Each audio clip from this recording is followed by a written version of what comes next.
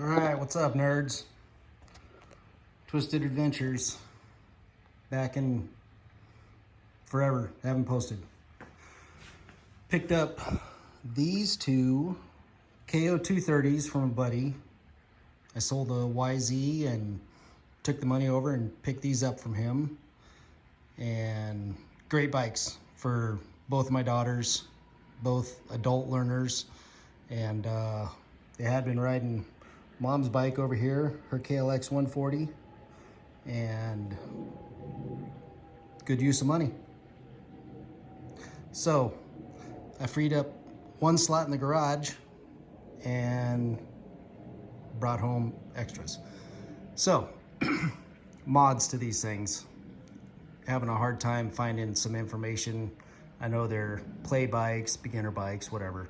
But there are some things you can do to these that will wake them up, make them easier, and just more enjoyable.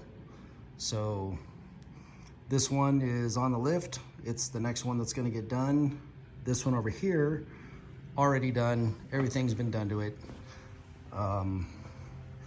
New carburetor. Put the bigger Nibby carb on, rejetted it to 120 and 45. It's got a bigger fuel line going to it.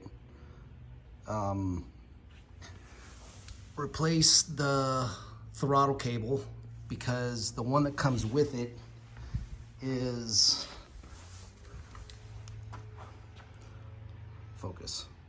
is not adjustable.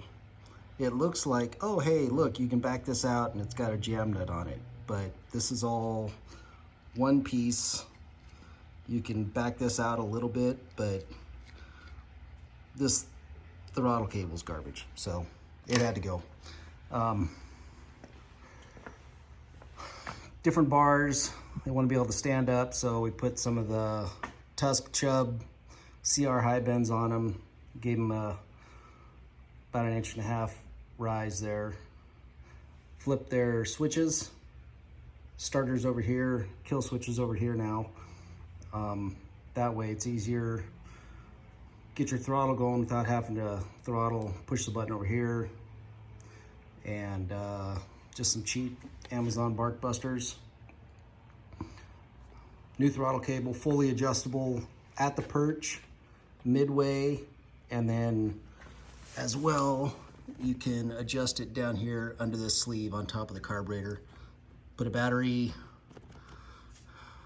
tender plug on it for when it sits.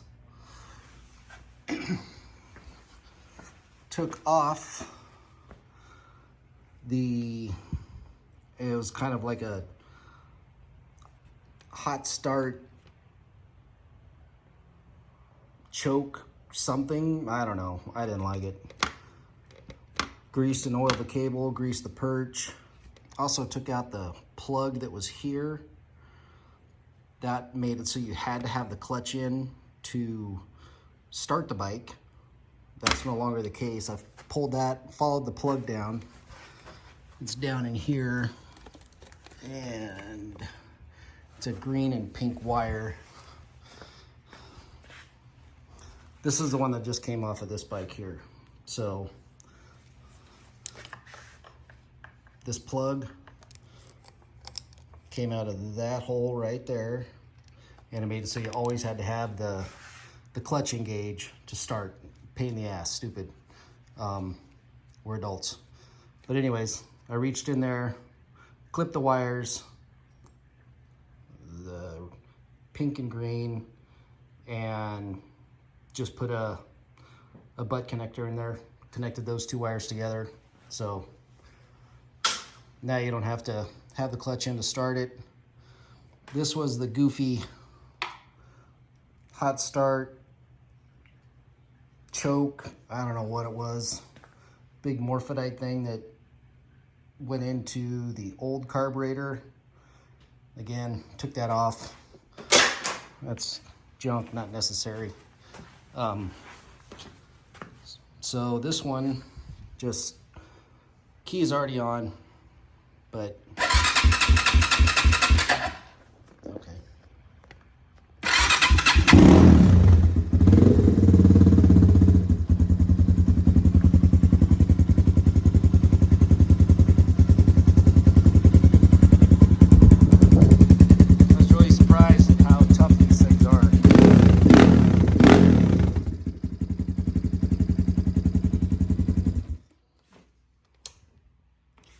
So this one is done.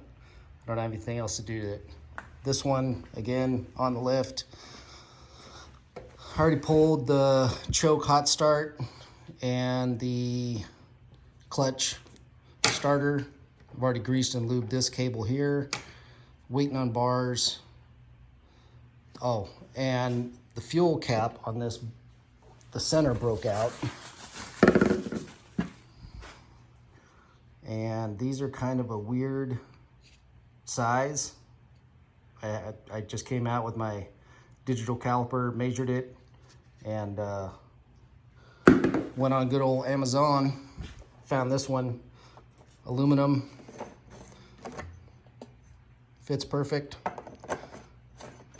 Just don't reef down on there and jack your threads.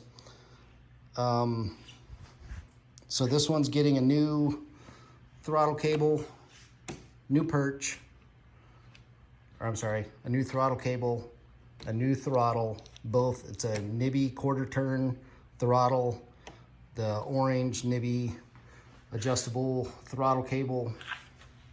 It'll get the bigger fuel line coming down. Over here we got, so if you're wondering, this is the carburetor that's going on there.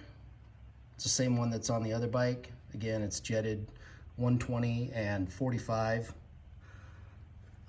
These are just a lot nicer. It has an actual choke switch, and we're down here in South Texas. I don't really need a choke, it's not cold. The only downside to that is if you do need it, gotta put your big fat fingers down in here because it's down behind if you need to use it to turn it on. I have to use two hands to do it, but it works. And once it's started, turn the choke off, it runs just fine after that. And since I've rejetted it, I haven't had any problems. I haven't needed to use the choke on that bike.